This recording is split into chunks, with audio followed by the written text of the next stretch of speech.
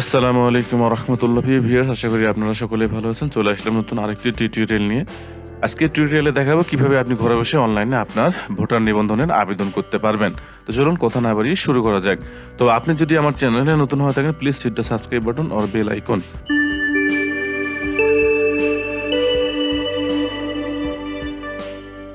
তো নতুন ভোটার হওয়ার জন্য অবশ্যই আমাদের কিছু কাগজপত্র অফিসে জমা দিতে হবে। চলুন আমরা সেগুলো দেখে নেই।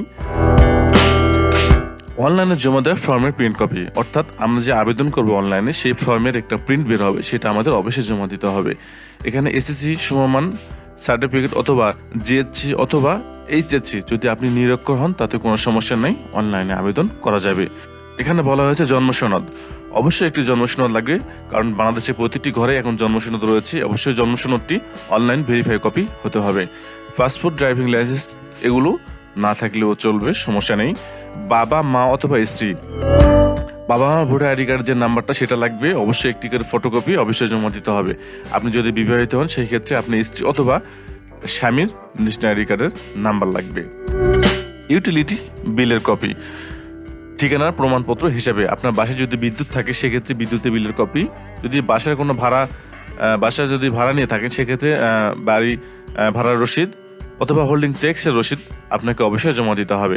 আপনি যে এলাকায় বসবাস করেন সেই এলাকার স্থায়ী বাসিন্দা হিসেবে আপনাকে একটা নাগরিকত্ব সনদ দিতে হবে। আর অবশ্যই আপনার যে রক্ত গ্রুপ আছে সেটা পরীক্ষা করে রক্তের গ্রুপ পরীক্ষা একটি সনদ লাগবে। আবেদন করার জন্য আমরা একটি ব্রাউজারে যাব, এখানে লিখব services.nidw.gov.bd। আমি এই লিঙ্কটি আমার ডিসক্রিপশন বক্সে দিয়ে দিব। একটু স্ক্রল করলে নিচে আসলে এখানে দেখতে পাবো, এখানে লেখা আছে নতুন নিবন্ধনের জন্য আবেদন করুন। ঠিক আমরা এই লিঙ্কটাতে ক্লিক করব। এখানে গিয়ে আপনি আপনার নাম লিখবেন। আপনার অবশ্যই আপনার যে এসএসসি বা জিএসসি বা এইচএসসি যে সার্টিফিকেট আছে সেই সার্টিফিকেট অনুযায়ী এখানে নাম লিখবেন অথবা জন্ম তারিখটা দিবেন। অন্যথায় ভুল হলে পরবর্তীতে আপনাদের ঝামেলা পোহাতে হবে।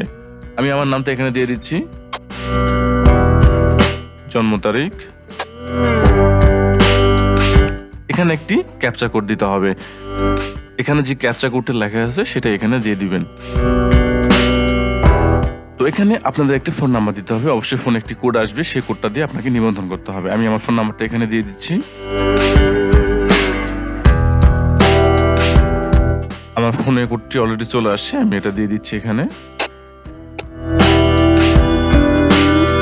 এখানে আপনাদের একটি ইউজার নেম দিতে হবে, অবশ্যই আপনার ইউজার নামটি একটু ইউনিক হতে হবে, অন্যথায় অ্যাভেলেবল হলে আপনি এটা সাবমিট নেবে না। তো আমি আমার একটি ইউজার নাম আমি তৈরি করে রাখছিলাম, সেটা এখানে দিয়ে দিচ্ছি।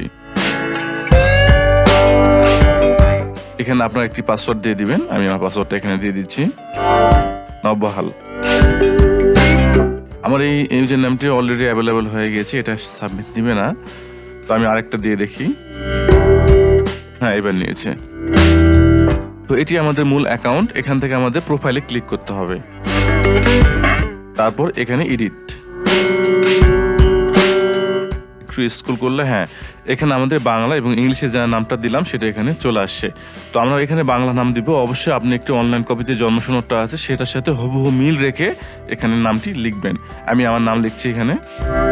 তো এখানে আপনার জন্ম সনদের যে নাম্বারটা রয়েছে সেটা দিয়ে দিবেন এখানে। আমি আমার জন্ম সনদের নাম্বারটা অলরেডি সেভ করে রাখছিলাম, সেটা দিয়ে দিচ্ছি।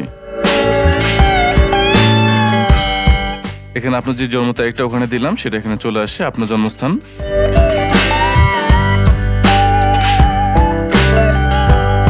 জেন্ডার, এখানে আপনাকে রক্তের গ্রুপ দিতে হবে, আপনি আপনার রক্তের গ্রুপ এখানে দিয়ে দিবেন। এখানে আপনার পিতার নাম, আপনার পিতা যদি মৃত হয় সেক্ষেত্রে এখানে চেকমার্ক দিয়ে দিবেন। আমি আমার পিতার নাম এখানে দিয়ে দিচ্ছি। আপনার যে পিতার এনআইডি কার্ডের নাম্বারটা আছে সেটা এখানে দিয়ে দিবেন।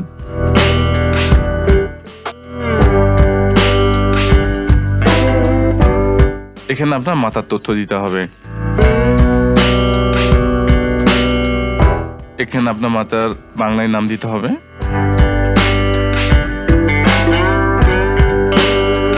এনআইডি,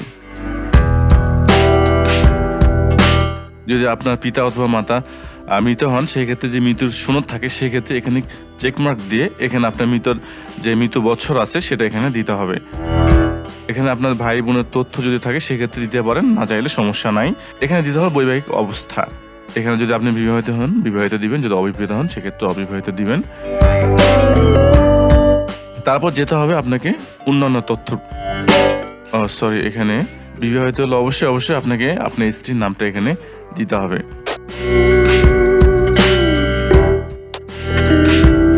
এবার যেতে হবে আপনাকে অন্যান্য যে তথ্য আছে এই ট্যাবে। এখানে আপনার আপনি যে শিক্ষাগত যোগ্যতা আছে সেটা হতে পারে এসএসসি, এইচএসসি অথবা জিএসসি, যেটা ছিল আপনি যে সার্টিফিকেটটা আপনি অফিসে শো করাবেন সেটা এখানে দিয়ে দিবেন। তো আমি এখানে আমার মাধ্যমিক যেটা আছে সেটা দিয়ে দিলাম। এখানে আপনার পেশা দিবেন, আপনি যে পেশায় বর্তমান অবস্থান করছেন সেটা এখানে দিবেন। এখানে আপনার ধর্ম নির্বাচন করবেন, যদি আপনি হিন্দু হন হিন্দু, ইসলাম হলে ইসলাম। দেন এবার যেতে হবে এই টাইপের ঠিকানা। এখানে দিতে হবে আপনার দেশের অবস্থান, আপনি কোন দেশে অবস্থান করছেন এই মুহূর্তে সেটা এখানে দিয়ে দিবেন। এখানে বলা হয়েছে ভোটার ঠিকানা, আপনি যে এলাকায় ভোট দিতে চান অথবা বর্তমান যে এলাকায় অবস্থান করছেন চাইলে আপনি সেই এলাকায় ভোট দিতে পারবেন। ধরুন আপনার স্থায়ী বাসা হলো রাজশাহীতে, আপনি বর্তমান ঢাকায় অবস্থান করছেন, সেক্ষেত্রে আপনি যদি বর্তমান এই জায়গাতে ক্লিক করেন সেক্ষেত্রে আপনি বর্তমান যে ঢাকায় বসবাস করতেছেন সেখানে আপনি ভোট দিতে পারবেন। যদি স্থায়ী দেন, আপনি যখন ভোটার নির্বাচন শুরু হবে তখন আপনাকে স্থায়ী বাসায় এসে আপনাকে ভোট দিতে হবে। তো আপনারা অবশ্যই আবেদন করার সময় মাথায় রাখবেন, যদি আপনারা বর্তমান যেখানে অবস্থান করছেন সেখানে যদি ভোট দিতে চান অবশ্যই এখানে চেকমার্ক দিয়ে দিবেন। তো এখানে আপনাদের যে বিভাগ আছে সেটা দিবেন, আমি আমার বিভাগ দিয়ে দিচ্ছি। আপনার যদি পৌরসভা হয় সেক্ষেত্রে পৌরসভা দিবেন, যদি ক্যান্টনমেন্ট এলাকা হয় সেক্ষেত্রে ক্যান্টনমেন্ট, যদি সিটি কর্পোরেশন এলাকা হয় সিটি কর্পোরেশন, যদি আপনাদের গ্রামে হয় সেক্ষেত্রে পল্লী দিবেন। যেহেতু আমার গ্রামে এই জন্য আমি এখানে পল্লী দিয়ে দিলাম। আপনার যে ইউনিয়ন আছে সেই ইউনিয়নটা এখানে দিয়ে দিবেন।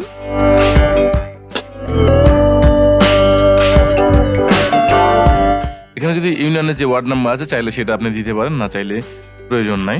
এখানে গ্রাম, এখানে বাসা হোল্ডিং যদি আপনার থাকে সেক্ষেত্রে বাসা হোল্ডিং নাম্বারটা এখানে দিবে, যদি না থাকে সেক্ষেত্রে এখানে এই চিহ্নটা হাইফেন দিয়ে দিবেন, তাহলে সমস্যা আর হবে না। এখান থেকে আপনার পোস্ট অফিস সিলেক্ট করতে হবে।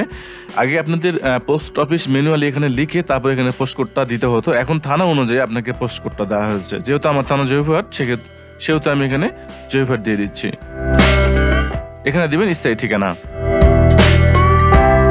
আপনাদের যদি বর্তমান স্থায়ী আলাদা হন সেক্ষেত্রে আপনি স্থায়ী বর্তমান আলাদা দিতে পারেন, যেহেতু আমার স্থায়ী বর্তমান একই ঠিকানা সেহেতু আমি একই ঠিকানা দিয়ে দিচ্ছি।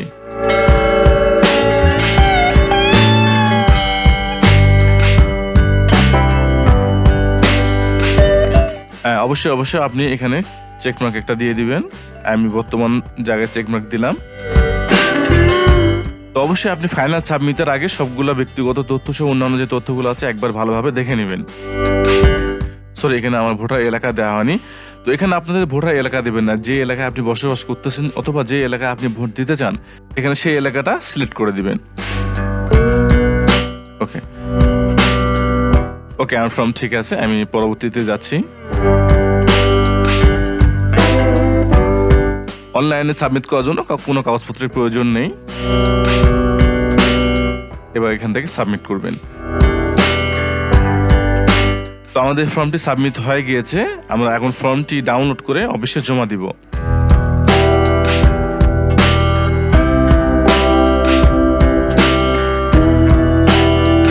তো এটা হচ্ছে আমাদের ফর্ম। তবে এখানে আরেকটা কথা বলে রাখি, এই ফর্মটি অবশ্যই আপনাদের যে চেয়ারম্যান অথবা জনপ্রতিনিধি আছে সেখানে নিয়ে যেতে হবে। আপনি যে এলাকার স্থায়ী বাসিন্দা সেই মর্মে ওনার কাছ থেকে একটি যাচাইকরণ সিল অথবা ওনার যে ভোটার আইডি কার্ডের নাম্বারটা আছে সেটা সহ সিল এবং স্বাক্ষর করে আপনাকে অবশ্যই অফিসে জমা দিতে হবে, অন্যথায় আপনার আবেদনটি বাতিল বলে গণ্য হবে। তো এই ছিল আজকের টিউটোরিয়াল। আশা করা যায় আপনাদের টিউটোরিয়ালটা ভালো লাগবে। যদি ভালো লেগে থাকে লাইক, সাবস্ক্রাইবার ও শেয়ার। সুস্থ থাকবেন, ভালো থাকবেন। আজকের মতো বিদায় নিচ্ছি। আল্লাহ হাফিজ।